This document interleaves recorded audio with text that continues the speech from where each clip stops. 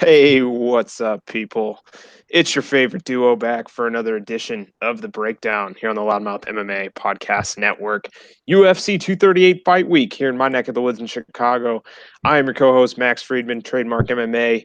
I'm joined by the man, the myth, the legend, all the way in the Netherlands, my man, Big Marcel, who just looked away as if I wasn't talking about him. Marcel Dorf, what's going on, my friend? It's all good, man. How are you doing? Glad to be back again. And yeah, let's get this thing going, man. Great card to look forward to, and man, I'm looking forward to this card since my week of work started. Because when this card started, it's my weekend, so I can't wait for that. That's right. Well, UFC 238 takes place this Saturday, June 8th, in the United Center in Chicago, Illinois. As of right now, I will not be in attendance. Not sure yet if I'm going to end up going or not. TBD on that. But real I'm quick, so Big Marcel, disappointed. last week we had UFC Stockholm, and really what it turned into, instead of UFC Fight Night Stockholm, it was more like UFC Fight Night Retirement. Thoughts on Yeah, the three retirees that now seem to be no longer part of the UFC organization? yeah, UFC graveyard more like. It's a good one. Cra- yeah, great, crazy. I mean, you could actually you could see it coming, man. If Gustafsson wasn't going to win in front of his own country, two fight losing streak, I felt that was about to happen if he was losing. Same for Jimmy Manuwa, man, and the way he lost with that head kick knockout, that was an insane knockout, and three times finish in his last four fights, four losses, and also Nick Hein, who hasn't looked good for a few years now, and really doesn't seem to have it in him anymore. And yeah, he has done the sport for so long, and he's also very good in judo, and he actually started over there, actually, I think. And yeah, it's actually the fights that happen show that I think the retirements of all three guys are justified, in my opinion. I don't want to say they should retire because it's their decision, so I'll never say you should retire to a fighter, but I think they made the right decision. I really think that they did it. I think Nick Hein, Jimmy Manuwa both have nothing left to prove. But is Alexander Gustafsson really done with this sport? Do you think this is the last time we see him in the UFC octagon, Big Marcel? I don't know, man. I think the first loss in Stockholm against Anthony Johnson was really hard on him, and he fought back from that. He had another title shot against Daniel Cor. He got the Daniel Cormier title shot. He lost a split decision. Then the John Jones, where he got pretty much didn't make a good chance in that fight. And now the loss to Anthony Smith, I think it's very discouraging for him. And then I think we don't see him back for a while if he comes back. And if he comes back, we don't know if he's still on the level that he has now. So I don't know, man. Honestly, we'll have to Yeah, see it. we'll see. We'll see. Let time play it out. I But think UFC, it's a perfect way for the UFC now to switch from Stockholm to Copenhagen, right? that's right. Yeah, Anyway, looking back at UFC Stockholm, despite having many differences on the card, Big Marcel and I both finished with a less than stellar 5-7 record for the night. Both picked up a bonus with Alexander Rakic getting the aforementioned win over Jimmy Manuwa. Standings now sit at 122.89 for me. Big Marcel's at 114.97. Big Marcel leads the bonuses category 15-12. I lead the underdog categories 6-4. And now we look ahead to UFC 238. Just a reminder to everyone out there, please follow the Loudmouth MMA Podcast Network wherever you get your podcasts. We have a ton of great shows. The Not Safe for Work MMA show, Fred Kirby and new father Kyle Steele. Something else, man. Those guys are hilarious. MMA yesterday, looking at events past, and then between the links, the MMA version of Around the Horn, hosted by Mike Heck. Some great panelists on there: Davidson Baker, Craig Allen, Keith Schillen. Big Marcel and I will be making our return at some point to that show very soon, and they don't want to catch this smoke, Big Marcel. That's right, huh? exactly, man. But I want to apologize for my picks this year. It's absolutely embarrassing, man.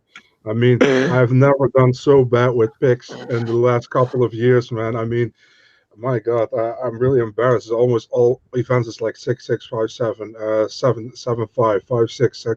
It's just I don't know what's up, man, this year. And also, like 70% of the newcomers are losing, man. I mean, which we have very big expectations from. And I'm always very hesitant with saying like they're coming from the smaller leagues and they're going now to the bigger leagues, you know.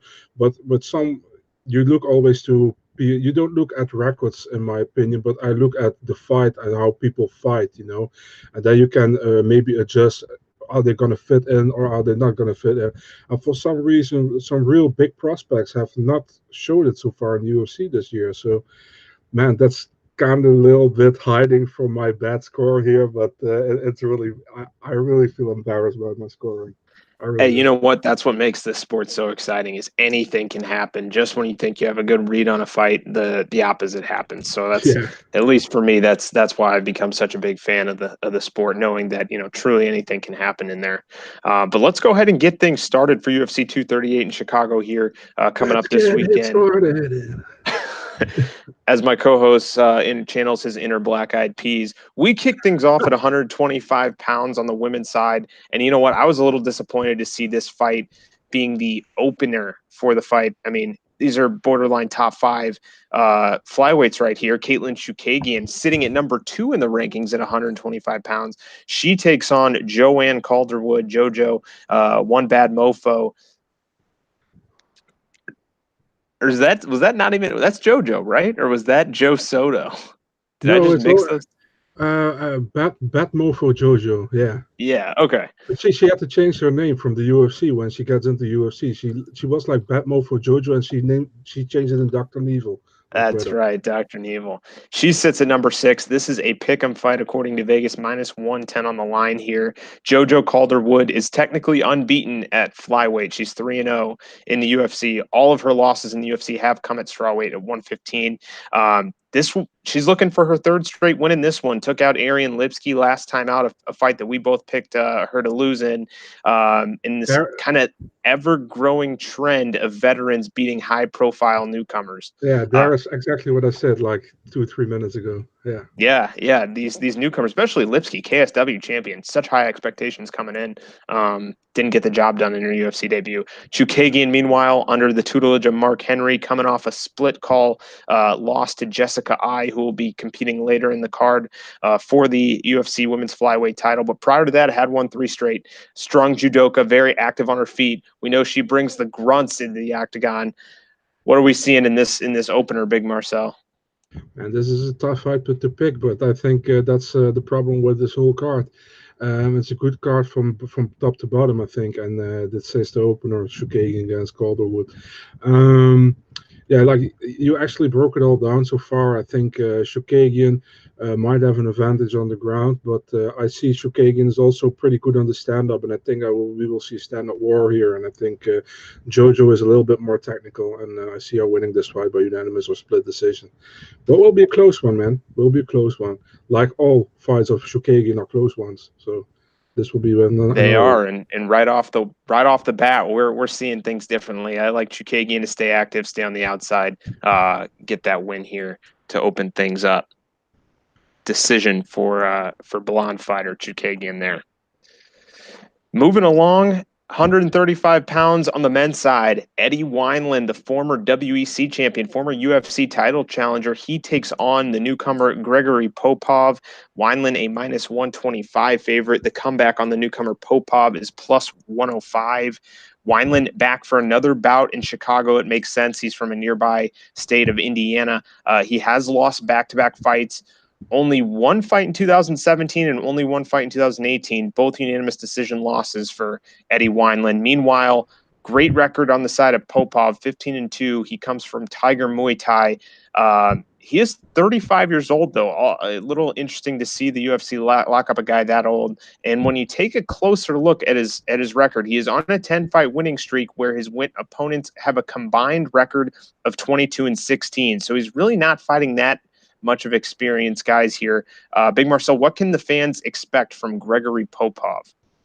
Gregory Popov is a pretty good fighter, man. He's an all-round guy, but we got to take in mind that he fought lower rank competition in comparison to Eddie Wineland. Eddie Wineland has losses to Alejandro Perez and John Dodson, but those are top 15 guys of the world, man. I mean, there's a difference here, and I think that Eddie Wineland can grind out a decision in this one. It's he wanted to be on the card. He's focused, and man, you barely want to pick someone who makes his UFC debut this year, because you get smacked. Um, I don't know, man. It's a tough fight to pick. I think I have to go with Wineland, probably by unanimous decision, grinding it out. That's what I think is going to happen. Yeah, I do see that Wineland loves to stand and trade. We know Popov's a Muay Thai striker that may fare well for him, but Wineland has that unorthodox style. He's tough as they come, and like you said, his decision losses are coming to top competition. It's not like he's losing to middle of the pack bantamweights here. I'll take Wineland, get a decision as well. All right, third up on the card, we go to 185 pounds for a really fun matchup that could produce some fireworks here. Darren the Dentist Stewart taking on Bevan Lewis. Stewart, currently a plus 195 underdog to the UFC's Jackson Winklejohn's Lewis minus 235. Stewart must have good management, man. He keeps getting booked left and right. This guy's active as they come. Had that really nice finish to Charles Bird, but then took that hard-fought loss to Edmund Shabazian last time out. Lewis, meanwhile, coming to the UFC with a world of hype after 2 appearances on the Dana White's Tuesday Night Contender Series. Was up pretty heavily on the scorecards in his UFC debut before a well-timed counter from Uriah Hall put him to sleep. Now 0-1 in the UFC. I mean, Lewis looking to jump out and get a W in his second fight. Big Marcel, which way are you leaning in this battle of 185-pounders? Man, nothing against Uriah Hall, but there's nothing more frustrating for me to watch a guy totally dominate a fight and then the opponent gets a knockout win. And more of the same theme, high-profile newcomer gets stopped by a veteran. Yeah, but Lewis looked like the veteran in that fight, man, against Uriah Hall. Let's be honest. I mean, he looked amazing in that one. And, man, I'm really high on Bevan Lewis. I was super bummed that he lost that one because it kind of looked like Uriah Hall, Gegard Mousasi won. Where Gegard dominated the first round and then Uriah, out of nowhere, knocked him out. The total different fight, but it had the same feeling for me. Darren Stewart, on the other hand, probably like the weirdest record in the UFC. A great knockout win against Francima Barroso, then get no contest overturned, got the rematch, losing 3 straight. And then, now he's He was knocked out from a headbutt. Yeah, that's true. Yeah, that's what I say. It was a really weird UFC record he has, but I'm happy he's still in the UFC. He's a fun guy to watch. Bevan Lewis, much more technical, I think, and I think Bevan Lewis will finish this one in the second round by TKO.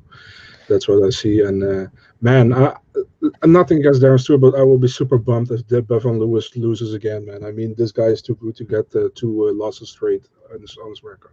Yeah, I'd really feel like the kind of like T. Edwards, coming in with that world of hype and then losing 2 straight. But Von Lewis, I think he gets it done here. Darren Stewart, we know he's never going to go quietly, so I'll take Lewis on the decision on this one. All right, headlining the early prelims, UFC Fight Pass here in the U.S., Angela Hill, Angie Overkill Hill, taking on Yan Xiaonan. I don't know which. I've seen pronunciations of both Yan Xiaonan and Xiaonan Yan, so I believe it's Yan Xiaonan. Either way, Xiaonan, the minus 175 favorite, kind of surprised to see that line, honestly. Angela Hill plus 155, and she seems to be doing the Cowboy Cerrone approach here. I mean, 3rd fight in 3 months for Angie Overkill Hill. Took that really quick loss to Randa Marcos last time out, but bounced back nicely with a decision win over Jodie Esquibel, replacing her teammate Jessica Penny in that one. Xiaonan, meanwhile, that ever-growing contingency of fighters coming out of China, 10-1, winner of 8 straight, quietly 3-0 in the UFC. Does she make it 4 here on the featured prelim, Big Marcel? Yeah, man, I disagree with you that it's a weird line. I think Jan showed in her performances that she is a very good technical striker, and I think Angela Hill will have very many problems with her. I also take Jan by decision here, man. I mean, I've been impressed with her work so far inside the UFC octagon, and I can't say the same about Angela Hill. Angela Hill is there. She is a legit fighter, but I don't see her in the top 15. While I see Yan Jianan, well, I see her in the top 15, and that's just my opinion. I see you don't agree with it, but I don't give a. Just kidding, man. You don't give a on about what my opinion is.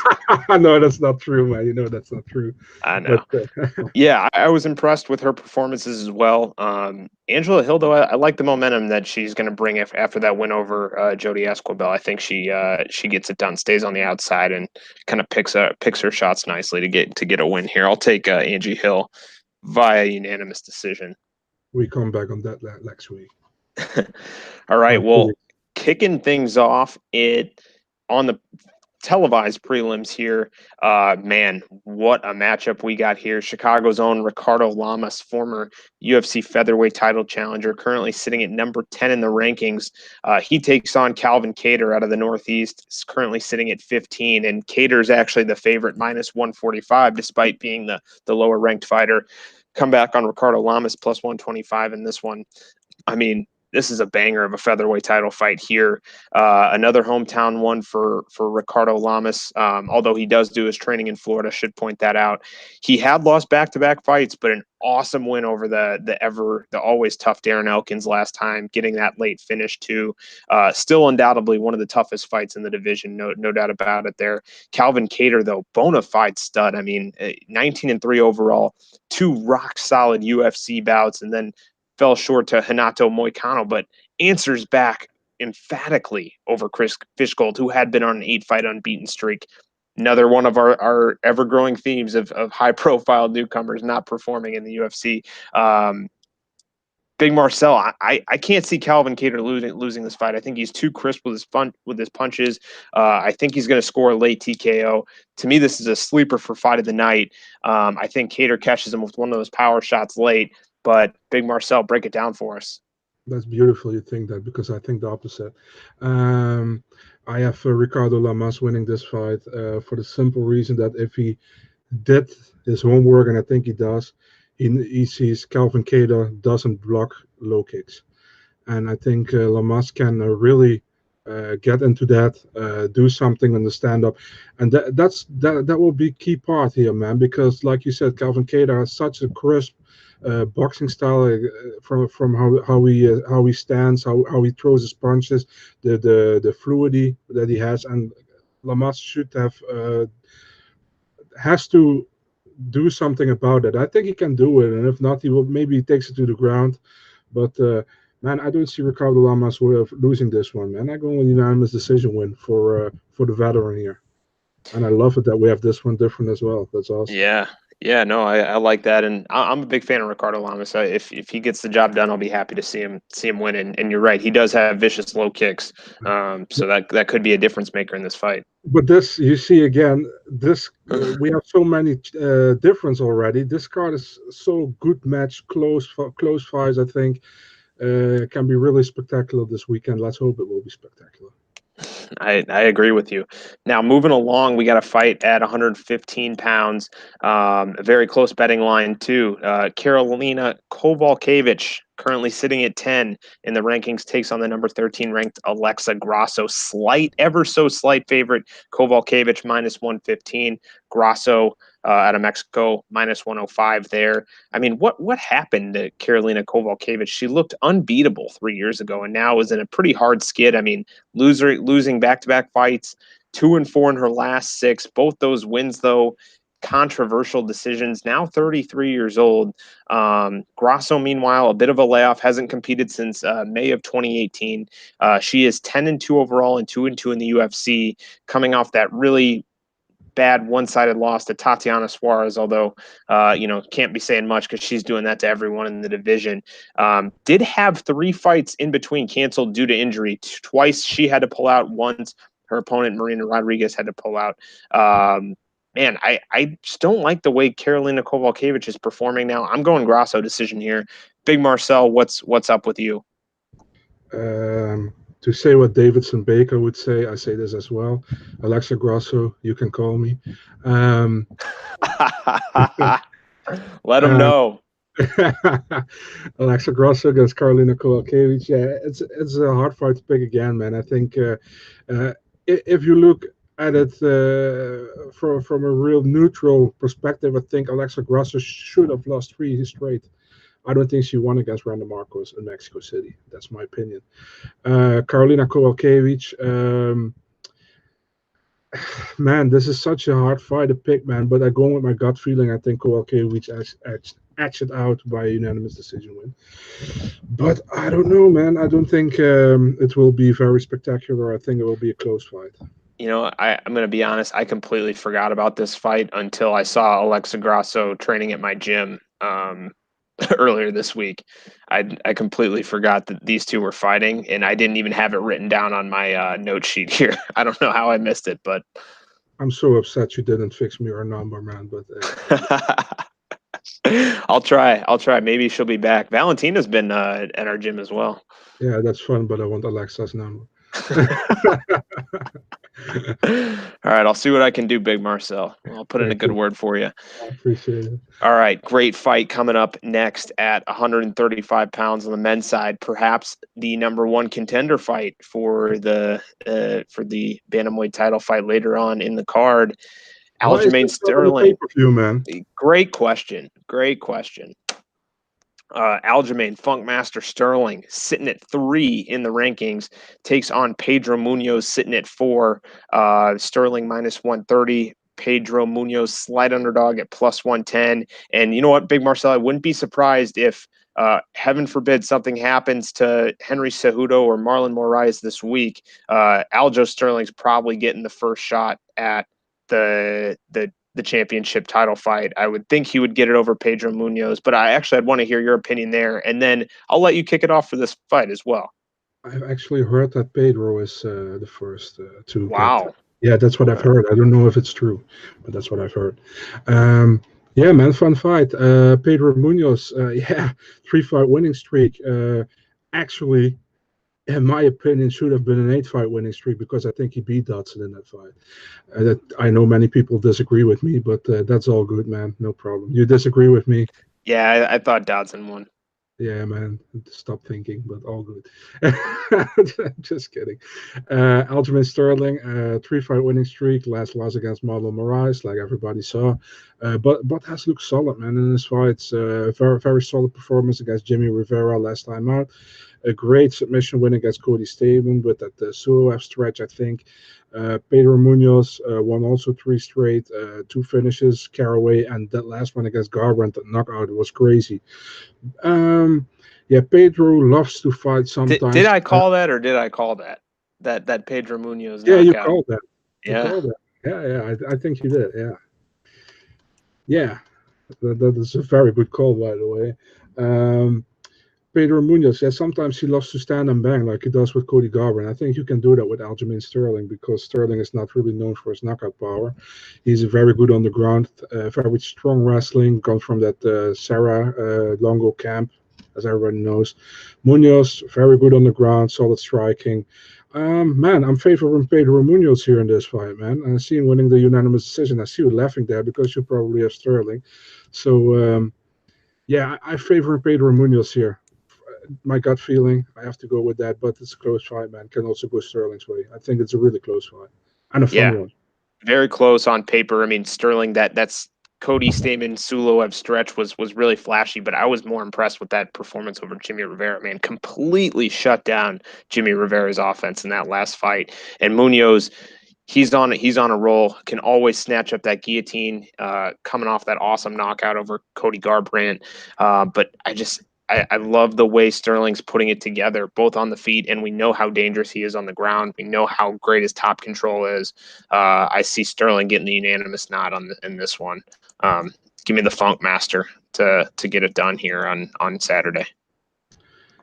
I can now already say the upcoming fight we have both the same. I think that's a safe bet because we have perhaps one of the fastest rising stars in the UFC headlining the televised prelims. That's Tatiana Suarez, currently sitting at number 2 in the rankings at 115 pounds, and she is a minus 850 favorite over number 3 ranked Nina Ansaroff, plus 575 on the comeback for Nina Ansaroff, the fiance, I believe, of the UFC women's bantamweight champion Amanda Nunes. And the run Ansaroff's been on is impressive, no doubt about it. She's really edging out close, tough fights and 4 straight wins, 3 via decision. But she's not facing an ordinary tough fight in this one. She is facing an absolute monster in Tatiana Suarez, 7-0, 4-0 in the UFC, dominant in all of them, absolutely dominant. Big Marcel, I know you said we have the same pick here. Tatiana Suarez submission for me in the first round, but she's got to be next if she gets this win, and she's got to be next at Jessica Andrade, wouldn't you think? If not, man, we are gonna absolutely go crazy, man. We riot. Yeah, we're riot. That was the word I'm searching for. Yeah, man. I mean, also I have to mention, man, Tatiana Suarez. I mean, she should have been in the Olympics, but she had cancer and she survived cancer. She's a cancer survivor, and that's amazing to come back like this on such a high level in sport and MMA. And man, she will ragdoll Nina Ansaroff, man. I also have a submission in the first round for Habiba. So yeah. Tatiana Suarez via submission in Khabib the first. Suarez. What is that? Oh, Khabib. Khabib. Very Khabib. funny. I mean, the way she's putting it together, she truly is a female Khabib. Yeah. All right. Well, we go to the pay-per-view main card. And Big Marcel, where are you going to be watching this card at? Just at home? Or are you going to a friend's place or what? Yeah, just at home, and let's hope the television network doesn't F it up this time. So Veronica TV. yeah, they have now a deal that they show everything until UFC 239 on SBS 9, which is like a sister company thing. And last time they did it, they started to show the reboot of the news from the day before, exactly when what was that fight again? There was the Hermanson Jacare fight. They cut that in the third round. Oh, I'm so then I had to start Fight Pass because we can watch it on Fight Pass as well. But for the pay-per-view cards, we can't watch it on Fight Pass. We have to watch it via there. back when they were on Fox Sports, a lot of times a football game or something would go into overtime, and then that would take priority of the UFC. So the UFC would air on Fox Sports too. But if you're not watching live, you don't know that. And so, like, I would have a DVR set to record the fight, and then it would record the end of the football game, and it wouldn't. I'd miss the first, however many fights. It was the worst. Yeah, I understand. They over here they had like 3 channels where they could where they broadcasted when it was on on Fox, but it was perfect, man. It was never a problem, man. I think they missed one card that was the Ultimate Fighter finale with Thompson and Ellenberg headlining. I think that was Yeah. Silvera's debut. They missed that one, but all the others were all live and were perfect, man. So That's yeah. good. That's good because guys like us, we don't want to miss any fights. We don't want to top to bottom. We watch everything. Yeah, and people don't understand, man. They are like, yeah, watch it the next day. But we're on social media. We have Not the same thing. It's exactly, man. We can't. I can't. Like, I'm not gonna watch social media, and then it's like 6 fight or not. I cannot watch social media. It's just stupid, man. It doesn't work. It's hard. It's definitely hard in this day and age. But kicking things off on the pay-per-view main card, we got another bantamweight fight. Piotr Jan is currently sitting at number 9 in the rankings. He is a minus 335 favorite against the number 7 ranked Jimmy Rivera, plus 275 on Rivera's comeback here. Some top bantamweights coming into action here, and Rivera is risking losing possibly 3 in his last 4. He's coming off a loss, seemed a bit off in that fight against Aljo Sterling, where Sterling, as we mentioned, really shut down his offense. Took that head kick loss to Marlon Moraes with a decision win over John Dodson, sandwiched in between. Jan, meanwhile, tactical win in his last time out against John Dodson. Faced some early adversity in that one, but now 4-0 in the UFC, less than a year into the promotion. Big opportunity here.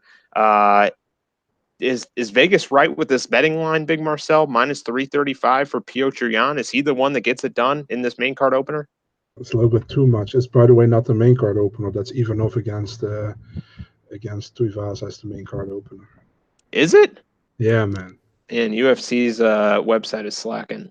Didn't even have the Gregory Popov Eddie Wineland fight, and then had this one kicking off the main card. So my apologies.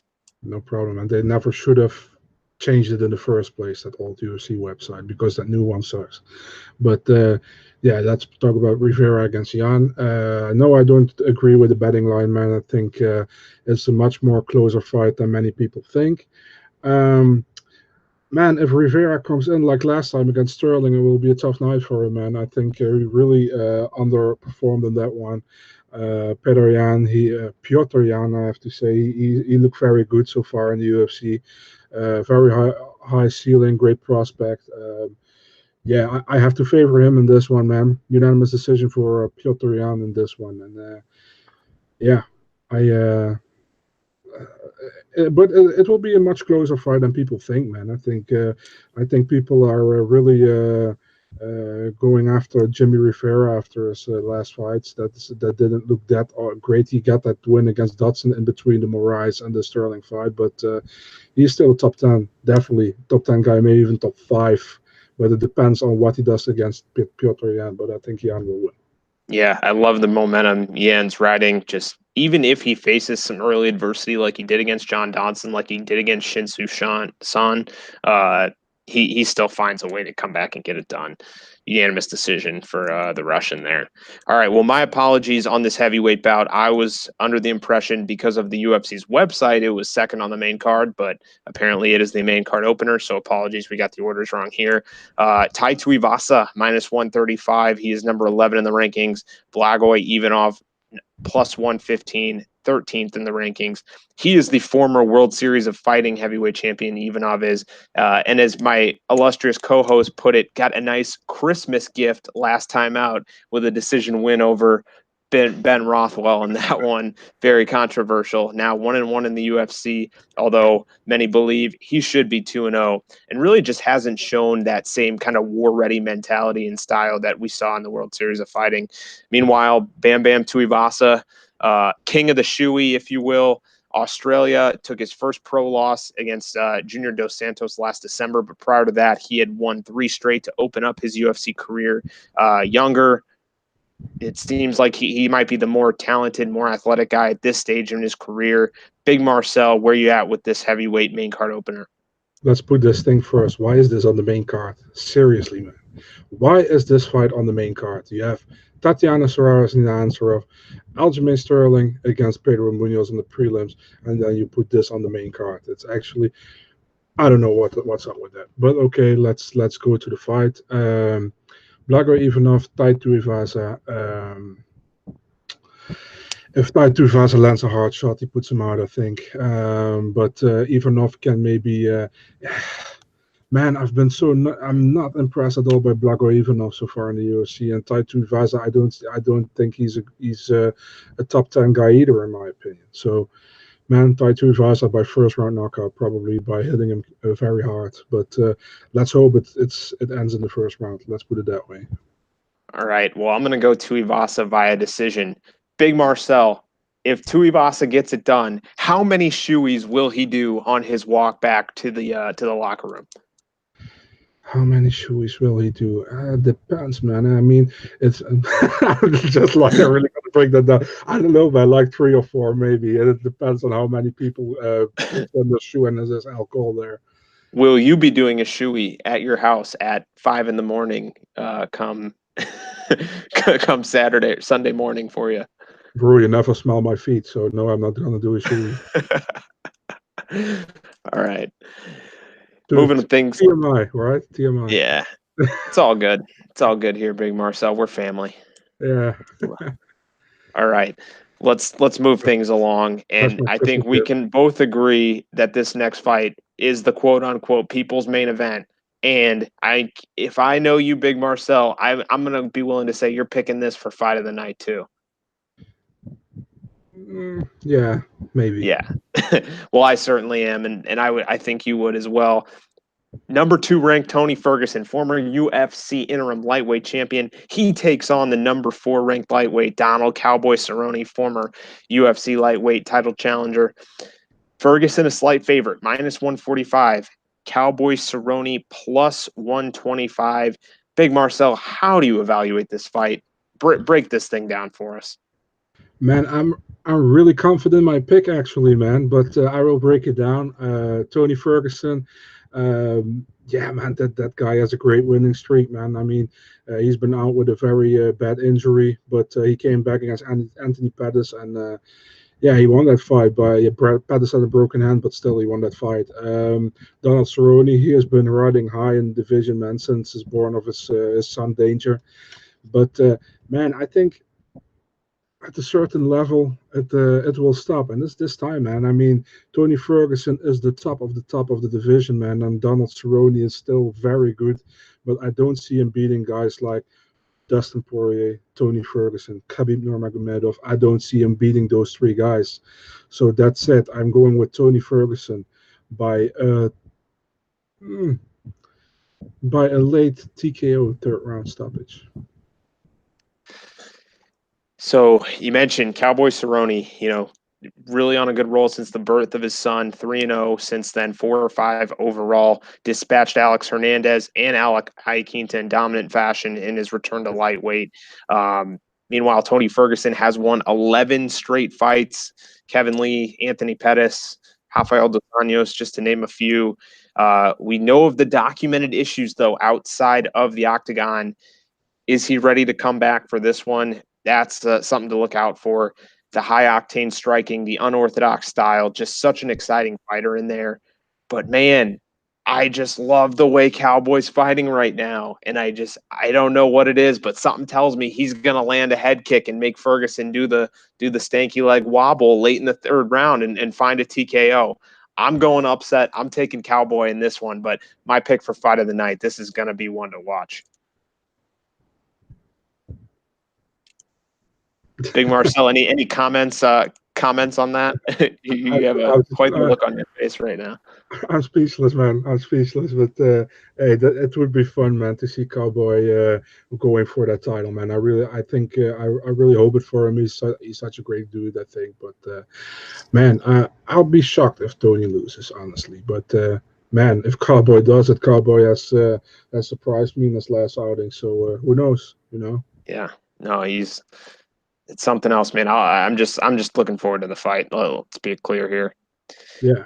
All right. Well, the first of 2 title fights is the co-main event of the evening. UFC Women's Flyweight Champion Valentina Shevchenko, a whopping minus 1,300 favorite against the number 1 ranked Jessica Evil Eye, plus 850 underdog. I'll say this. I said for a long time she was much better suited for 125 pounds. She's proved it. I mean, 3-0 at the division, gets the shot at the title. She's 32, comes out of that strong style MMA in Ohio, but I believe she's cross-training at other gyms now. I'm not sure she did her camp there this time. Facing one of the best pound-for-pound fighters in the world today in Valentina Shevchenko. She is extremely talented. She's coming off that title win over Joanna Jędrzejczyk, had 2 prior bouts with Nico Montano fizzle because Montano wasn't able to make it to the octagon on fight night. Eye is tough, but Shevchenko just seems like she's on another level. I don't see anyone in this division beating her, honestly. I don't. This to me is a walk in the park for Shevchenko. Big Marcel, tell me what you're thinking in the evening's co-main event. Yeah, man, I think Shevchenko will win as well. The minus 1,300 is complete off, in my opinion. That's a little bit too much.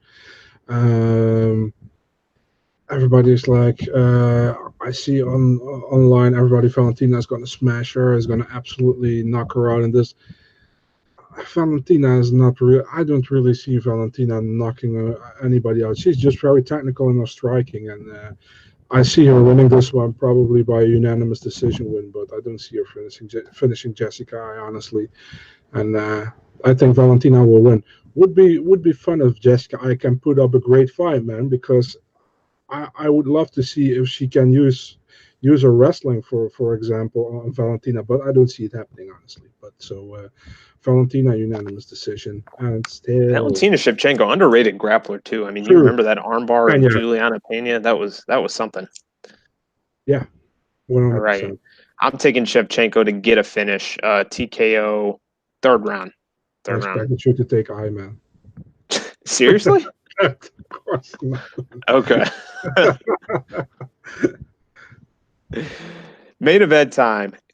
And we got about at 135 pounds for the UFC men's bantamweight title, vacated by former champion TJ Dillashaw as a result of a failed USADA drug test. The current number one ranked bantamweight, Marlon Moraes, Magic Marlon Moraes, he is a minus 135 favorite as he takes on the UFC flyweight champion, Henry Cejudo, plus 115, the comeback on the messenger, Henry Cejudo. Talk about a fight that people can get excited about. I mean, I personally thought it should have been a Marlon Moraes versus Aljo Sterling, or Marlon Moraes versus Pedro Munoz, but here we are now. You know, Henry Cejudo gets the shot at 135 pounds, coming off the two biggest wins of his entire career, defeating Mighty Mouse Johnson, and then finishing TJ Dillashaw very early on. Earlier this year, I believe it was the first UFC on ESPN Plus event in Brooklyn in January. Just seems to have a very complete game right now. Meanwhile, Marlon Moraes, first two UFC outings, kind of had to find his feet a little bit, but been on a tear ever since. The knockout of Aljamain Sterling, knockout of Jimmy Rivera, finish and redemption fight and submission of Rafael Assunção. It's hard to pick on this one, man. Big Marcel, give us your thoughts on this UFC 238 main event. First of all, I have to apologize to Marlon Moraes, man. I have 5 UFC outings and never pick him to win, and that's crazy. I don't know why, but it's a coincidence, I think. Henry Cejudo, like you said, great credentials, man. I mean, former Olympic champ. You can't be an Olympic champion. Um, Olympic gold medalist, yeah. yeah, yeah, gold medalist, flyweight champion. Now going to try to get a second belt in the bantamweight division. Marlon Moraes, the deserved number one contender in the division. Um, Man, on the other side, I think it's that TJ is caught with it because UFC was definitely going to do TJ Cejudo too in this division, and that would be so stupid, man, in my opinion, because you had a legit contender. You think it was good? No, I think it was. I agree with you. I think it would have been stupid to Yeah, do TJ Cejudo 2 at 135. I mean, yeah, and especially after the outcome of the first fight. yeah.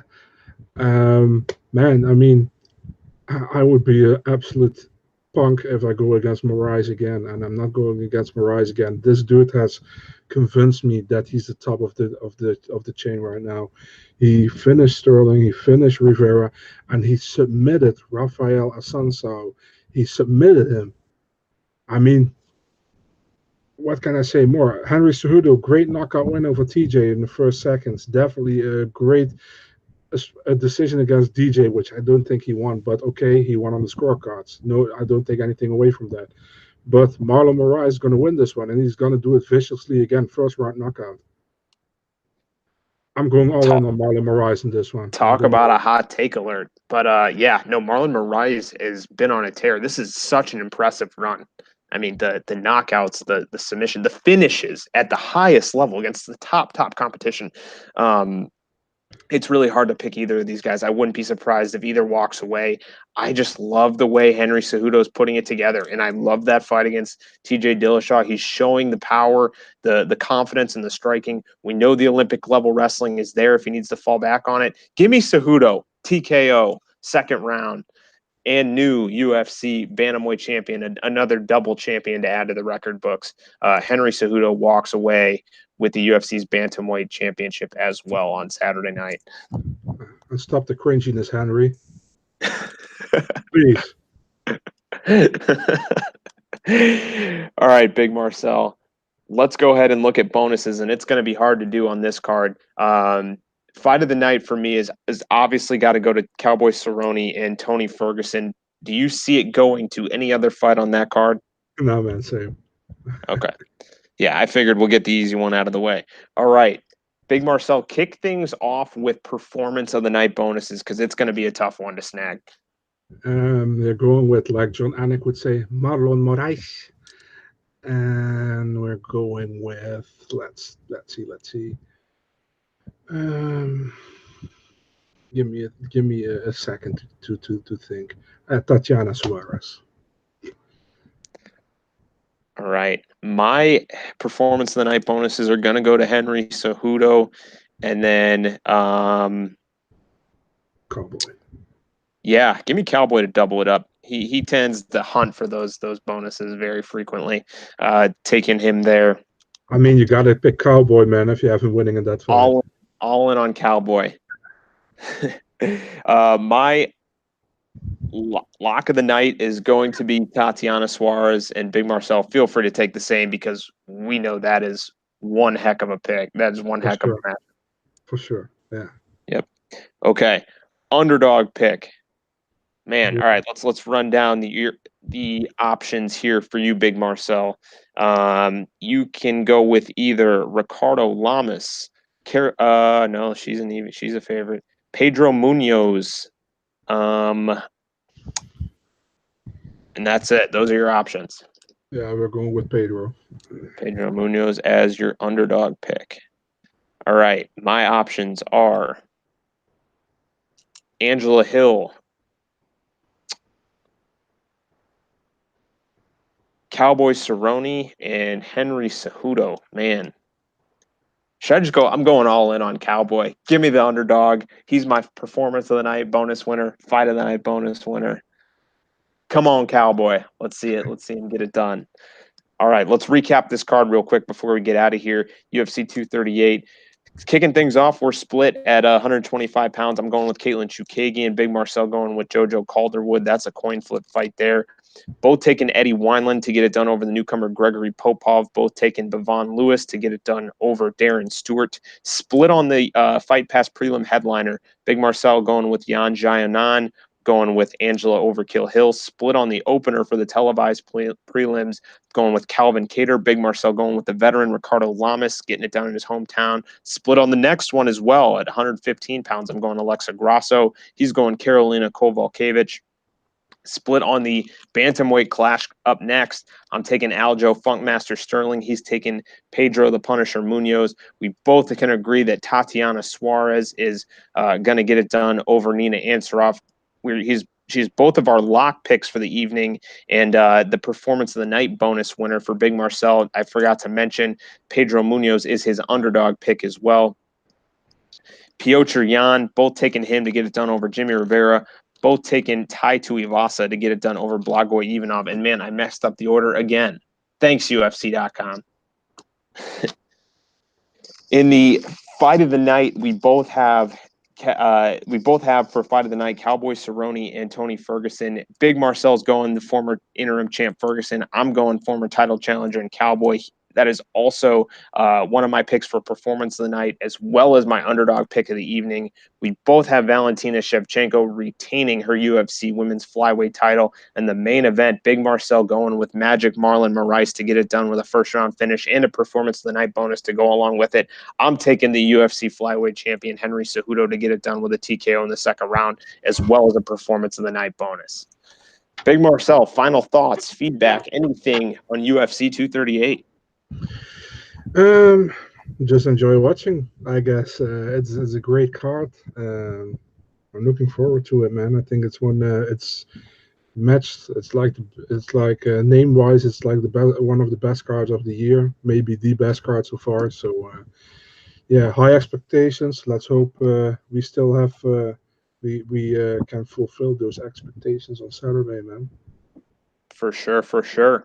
Before we get out of here, let the people know where they can find and follow all your great content. They can find me in the Netherlands. They can find me on the MMA DNA, Facebook, Instagram, Twitter, and on my own account, Big Marcel24 on Twitter and Instagram. There you can find me, and I will reply. one of the best accounts in the game, if not the best, on social media, Big Marcel 24. Be sure to follow him. You can find me, Trademark MMA, on Twitter. Be sure to check out the other shows on the Loudmouth MMA Podcast Network. Thanks, everyone, for tuning in. We will be back next week to break down UFC Greenville. Take care.